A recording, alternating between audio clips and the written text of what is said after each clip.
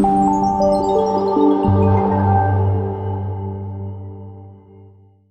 Hello welcome to our channel kitchen in the dark. நம்ம இன்னைக்கு என்ன பார்க்க போகிறோம்? டீ போடலான்னு பார்க்குறேன்.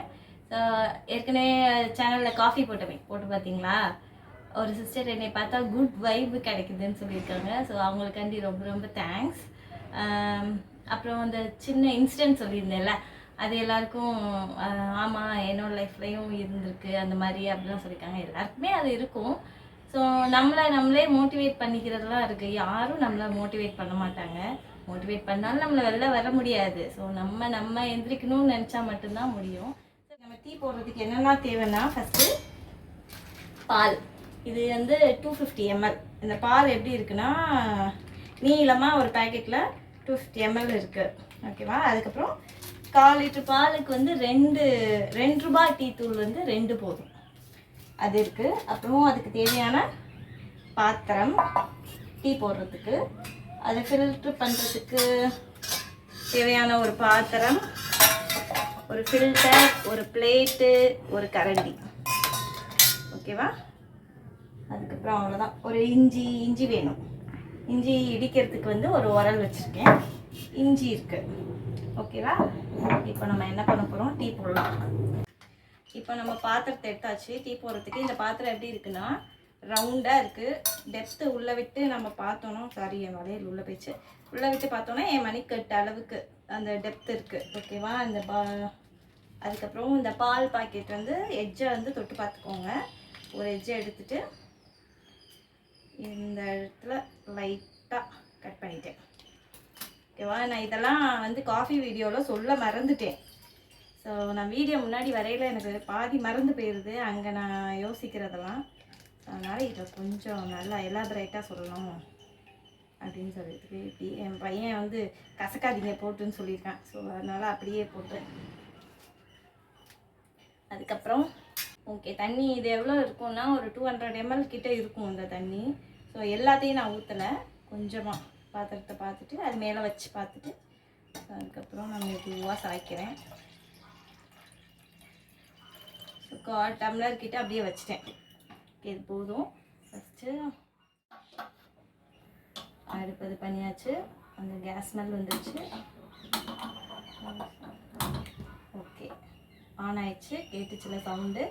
சம்டைம்ஸ் மைக்கில் கிளியராக கேட்காது, அதனால் நான் எக்ஸ்டர்னலாக கொஞ்சம் சவுண்ட்ஸ் எல்லாம் ஆட் பண்ணுறேன் உங்களுக்கு.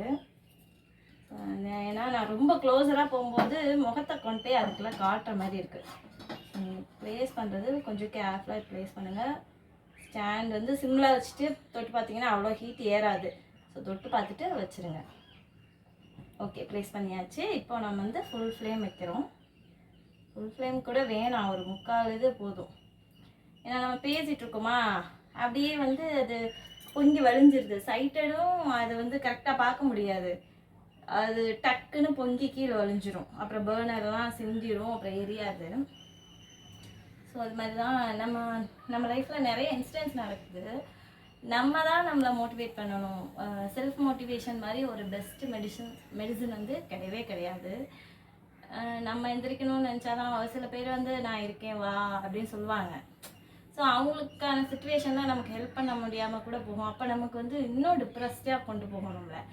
அதுக்கு நம்மளே இண்டிபெண்ட்டாக இருந்துட்டு டிபெண்ட்டாக மாறும்போது ரொம்ப ரொம்ப கஷ்டமாக இருக்கும். ஸோ அதனால் நம்ம முடிஞ்ச வரைக்கும் நம்மளை செல்ஃப் மோட்டிவேட் பண்ணிக்கிட்டோம் அப்படின்னா நம்மளால் எல்லாமே பண்ண முடியும். நான் எப்படி செல்ஃப் மோட்டிவேட் பண்ணிட்டேன்னா, நான் செக்கப்புக்கு போகும்போதெல்லாம் வந்து பார்த்திங்கன்னா பிளைண்ட் பீப்புள்ஸ் நிறைய பேர் பார்த்துருக்கேன். ஸோ அவங்களாம் வந்துட்டு நம்மளாவது கொஞ்சமாவது உலகம்லாம் பார்த்துருக்கோம், எல்லாமே ரசிச்சிருக்கோம், அதெல்லாம் பண்ணியிருக்கோம். அவங்களாம் அது கூட பார்த்ததில்ல. அவங்கள விட நம்ம பெட்ரு தானே. ஓகே, இவங்களுக்கு நம்ம எதையாவது விஷுவலைஸ் பண்ண முடியும், அவங்களால அது கூட பண்ண முடியாதுல்ல. அப்போ அதுக்கு நம்ம பிளஸ்டு தானே அப்படின்னு நானாக எனக்குள்ளே சொல்லி நான் செல்ஃப் மோட்டிவேட் பண்ணிக்கிட்டேன். பால் பொங்குற மாதிரி இருக்கலாம். கரண்டி கையில் எடுத்துக்கலாம். ஓகே, பொங்கிருச்சு. சவுண்டு கேட்குதான்னு தெரியல மைக்கில். நான் எக்ஸ்டர்னலாக சவுண்டு ஆட் பண்ணுறேன். இந்த கரண்டி எப்படி இருக்குன்னா, கொஞ்சம் லென்த்தியான ஹேண்டில், குட்டி ரவுண்டாக கொஞ்சம் குழியாக குழம்பு எடுப்போம்ல, இந்த மாதிரி கரைஞ்சி சிம் பண்ணாலும் பால் உள்ளே கொதிச்சிட்டே தான் இருக்கும்.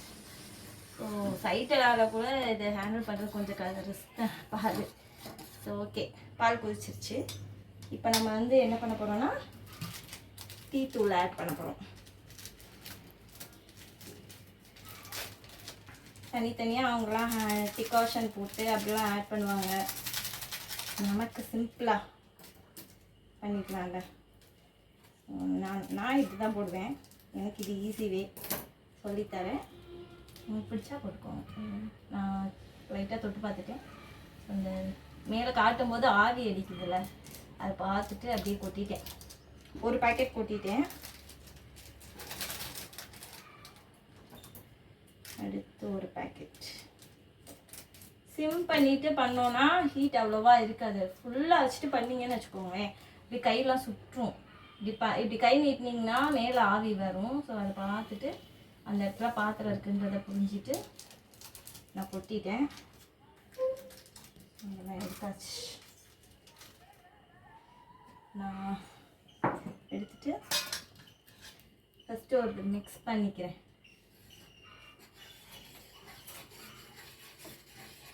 ஈவனாக மிக்ஸ் பண்ணி விட்டாச்சுன்னா ஓகே. வந்துட்டு நல்லா இதுவாகிடும். இந்த ஓரத்துலலாம் ஏதாவது ஒட்டி இருந்தால் உள்ளே போயிடும். ஈவனாக மிக்ஸ் பண்ணியாச்சு. இந்த பிளேட்டில் வச்சுட்டேன். இஞ்சி எப்படி இருக்கும் அப்படின்னா, நம்ம உள்ளங்கை இருக்குல்ல, பெருசாக இருக்கிறது வந்து நம்ம உள்ளங்கை அளவு இருக்கும். நம்மளோட ஃபிங்கர்ஸ் வந்து ஜிக்ஸாக்காக அங்கங்கே இருந்துச்சுன்னா எப்படி இருக்குமோ அது மாதிரி இருக்கும் இஞ்சி. அதில் கொஞ்சம் ஒரு சின்ன பீஸை உடைச்சி அதை வந்து நான் அந்த உரலில் போட்டேன். உரல் உள்ளே போட்டுட்டு லைட்டாக, ஏன்னா வெளில வச்சு தட்டினோன்னா கீழே எங்கேயாவது பறந்துடும், அது நமக்கு தெரியாது. இதுக்கு வந்துட்டு நல்லா ஃபைனாக எடுத்துடுங்க. திட்டாக இருந்துச்சுன்னா வைங்களேன், அது அந்த காரம் போய் சேராது. எனக்கு இஞ்சி பிடிக்கும், ஸோ நான் இஞ்சி போட்டுக்கிறேன். உங்களுக்கு பிடிக்காதட்டினா ஸ்கிப் பண்ணிடுங்க, அது ஒன்றும் அவசியம் இல்லை. இதுக்கு பதிலாக ஏலக்காய் போட்டுக்கலாம். அவங்களுக்கு என்ன ஃப்ளேவர் பிடிக்குதோ போட்டுக்கலாம். குட்டி குட்டியாக நல்லா இது பண்ணிட்டேன். மறுபடியும் நாங்கள் பாத்திரத்தை தொட்டு பார்த்துட்டு அந்த ஹீட்டை இது ஃபீல் பண்ணிட்டு உள்ளே போட்டுட்டு இவங்களெல்லாம் சேர்த்து ஒரு கலக்கிட்டு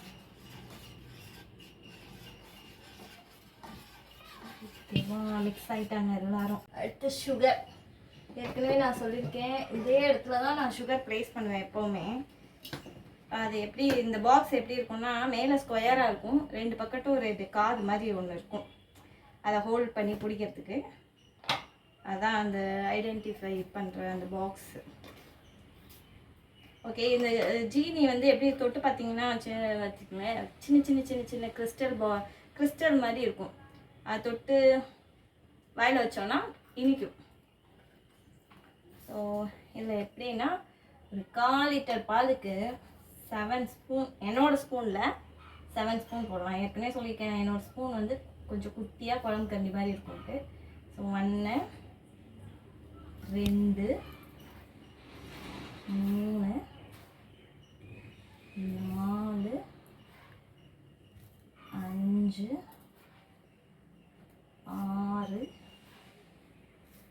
6 7 ஸ்பூன் போட்டேன். அவ்வளோதான். யூஸ் பண்ணி மேலே வச்சுட்டேன். எப்போவுமே கரெக்டாக ஆர்கனைஸாக வச்சுட்டோமேங்க, நம்ம எதையுமே தேடவே வேணாம். இதை இப்போ இவங்களெல்லாம் சேர்த்து ஒரு கலக்கிடலாம். நான் சுகர் ஒரே இடத்துல கிடப்பாங்கல்ல. ஸோ இப்போ என்ன போட்டுக்கோன்னா, பால் ஃபஸ்ட்டு கொதிக்க வச்சோம், அப்புறம் டீ தூள் போட்டோம், அப்புறம் இஞ்சி போட்டோம், இப்போ சுகர் போட்டோம். இது எல்லாத்தையும் ஒன்றா சேர்த்து கலக்கிட்டோம். இது ஒரு 10 நிமிஷம் கொதிக்கட்டும், அப்புறம் நம்ம ஃபில்டர் பண்ணிடலாம். ஓகேவா? அப்பப்போ நம்ம கிண்டிகிட்டே இருக்கணும். ஸோ நல்லா மிக்ஸ் ஆகிட்டாங்கன்னா தான் நல்லாயிருக்கும். ஓகே, டீ கொதிச்சிருச்சு, நல்லா ஸ்மெல் வருது, கலரும் வந்துருச்சுன்னு நினைக்கிறேன்.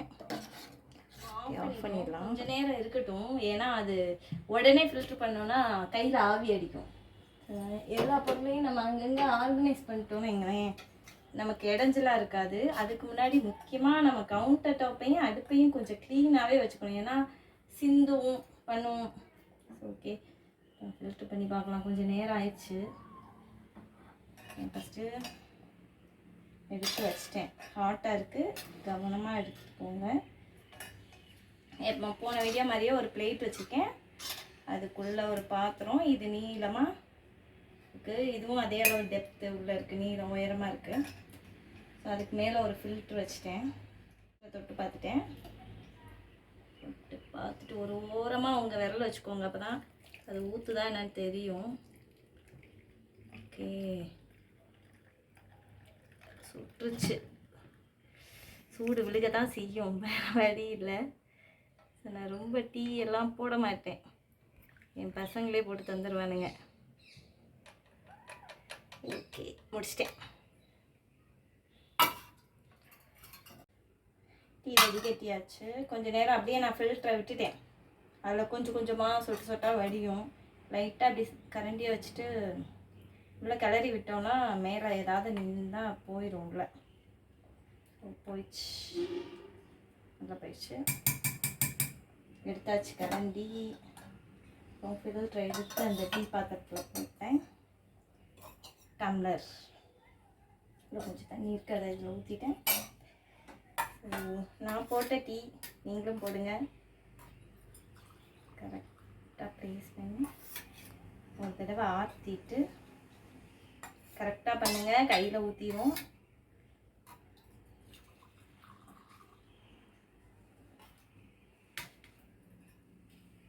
ஓகே, போட்டாச்சு. குடிக்கலாம், குடிக்க ரெடி ஆகிடலாம். நானே போட்டு நானே குடிக்கிறேன். இன்னைக்கு ஃபஸ்ட் டைம். எப்படி இருக்குன்னு சொல்கிறேன்.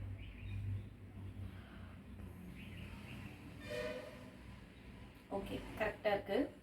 இதே மாதிரி நீங்களும் ட்ரை பண்ணி பார்த்துட்டு ப்ளீஸ் கமெண்ட் பண்ணுங்கள். ஃபோன் பண்ணி சொல்கிறது சந்தோஷமாக இருக்குது, பட் இருந்தாலும் கமெண்ட் பண்ணும்போது இன்னும் கொஞ்சம் ஹெல்ப்ஃபுல்லாக இருக்கும் அடுத்தவங்களுக்கும். ஸோ கமெண்ட் பண்ணுங்கள். அடுத்த வீடியோவில் பார்க்கலாம். பாய் பாய்.